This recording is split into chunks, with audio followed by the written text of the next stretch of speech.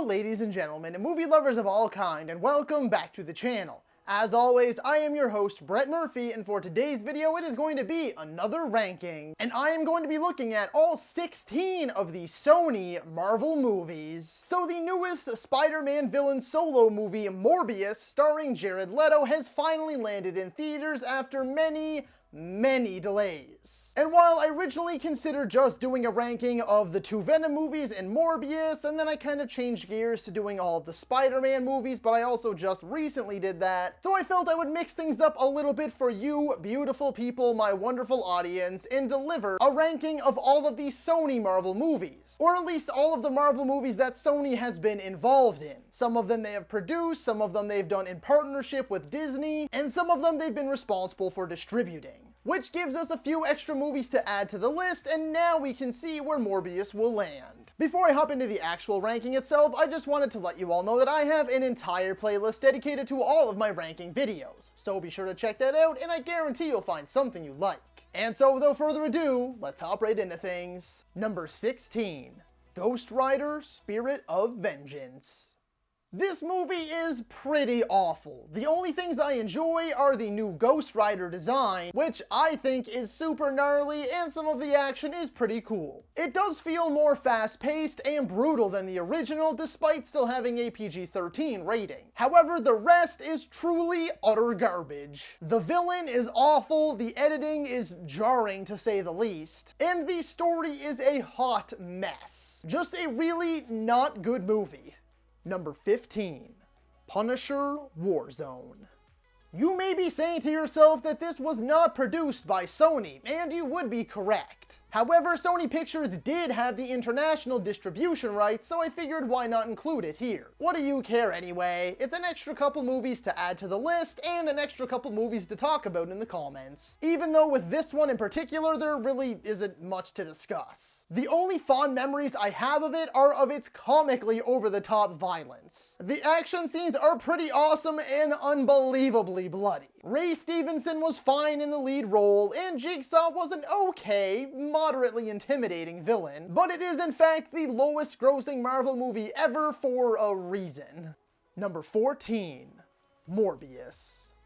Yeah, I'm pretty sad to report that this one didn't end up surprising me and ended up being exactly what I expected it to be from the trailers. I don't think it's as awful as some people are saying, at least in my own opinion, but it definitely is not good. It ranges from mediocre to okay when it's at its best, and pretty goofy and horrible when it's at its worst. Some of the fight scenes are a little bit exciting. Some of the CGI is pretty cool when the CGI actually looks half decent, and Matt Smith's having a good time at the very least. But everything else is just a damn mess. The story is as generic and dull as it gets. The characters suck, the dialogue is poorly written, the pacing is whack, and it has two of the worst and most puzzling end credit scenes I have ever seen. Number 13, Ghost Rider. This is not a good movie, but I do have a fair bit of nostalgia for it, which still makes me enjoy its silliness. Honestly, this is among the finest that early 2000s superhero movies has to offer. Just a big, dumb fun and nonsensical flick. It's appropriately corny and over the top. Nick Cage hams it up. Wes Bentley actually doesn't play a half-bad villain. In the end, it really does feel like some plain old B-movie fun. Number 12, The Punisher. I mean, it's the best Punisher movie we've gotten. Yes, the Netflix show starring Jon Bernthal does blow it out of the water by a massive margin, but as far as a 2004 Punisher movie goes, it's a pretty fun ride. Yeah, the dialogue is pretty rough around the edges, and the story is nothing special, and it does have a lot of issues that stem from a time when people just didn't care to put any thought or effort into superhero movies, for the most part anyway. But Thomas Jane was a great and underrated choice as the Punisher. John Travolta is very clearly having the time of his life as the main villain, and some of the fight scenes are actually pretty brutal. Number 11, Venom. Okay, truthfully, this spot did come down to Venom and Venom Let There Be Carnage. Tom Hardy is great. Eddie and Venom's relationship is also great. It's got some fun set pieces and enough comedy to keep you chuckling throughout, but that's pretty much where the positives end. Despite being played by Riz Ahmed, who is a phenomenal actor, the villain is awful. The story offers up absolutely nothing new. Much of the dialogue is super cringy and the action isn't very good either. It can still be a fun time if you're in the right mood, but overall it's pretty lackluster in my humble opinion. Number 10. Venom Let There Be Carnage. This sequel has many of the same issues as the original, but thankfully it made enough changes to help it rise above its predecessor. The movie flies by at a much faster pace. Woody Harrelson and Carnage are far more interesting and formidable foes. It lays the necessary groundwork for expanding this universe and it ups the action quite a bit. The storytelling is still pretty weak, the majority of the dialogue is corny and cheesy, but I have to admit that I do have more fun watching this one and I do feel that Andy Serkis's direction is superior. Number 9. Spider-Man 3. It was a really tough decision between this one and the next one, but what it comes down to is nostalgia. Basically what I'm trying to say is that I saw this movie when it first released on opening night, and I freaking loved it then, and I freaking loved it growing up. I rewatched it time and time again, but when it came to doing this ranking, I had to try to take the nostalgia out of it.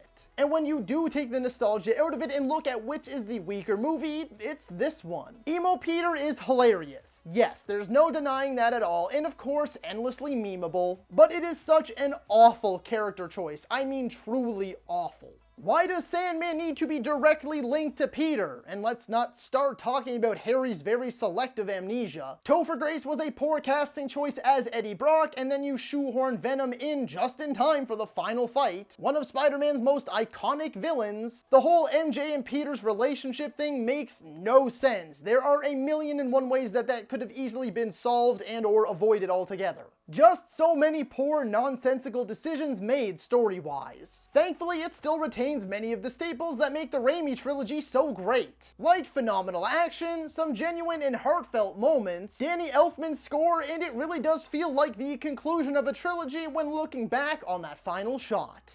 Number 8. The Amazing Spider-Man 2. This was the one that Spider-Man 3 was in competition with. Yes, I know a lot of you are going to disagree, but look, this is likely the best looking Spider-Man movie we have ever gotten. And it's also probably the best live action Spidey suit. It has some amazing action, a stellar score, Peter and Gwen's relationship continues to be the best aspect of both of these movies, and Gwen's death is undeniably devastating. However, this movie's major downfall is just that it lacks focus. I really do think Electro is a great villain, and I actually personally prefer the blue look. But they just sort of botched Max Dillon's story. I liked the idea that they were going for, but the execution was just so poor. And then you add in Rhino, and Harry Osborn, and Peter and Gwen's on-again, off-again relationship, alongside wasted actors and characters like Felicity Jones as Felicia Hardy, and Chris Cooper as Norman Osborn. And then you throw in some of the stuff with Peter's parents, and setting up for the Sinister Six movie. There are just way too many moving parts for one movie. Number 7. The Amazing Spider-Man.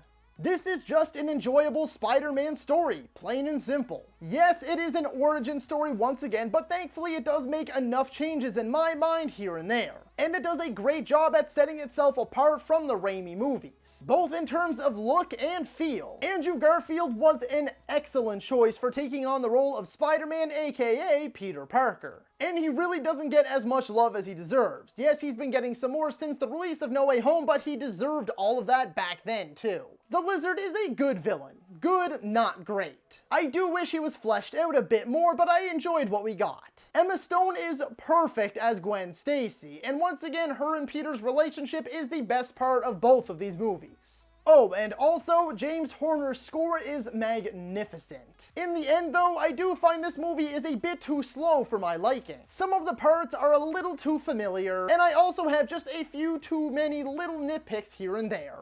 Number 6. Spider-Man Homecoming.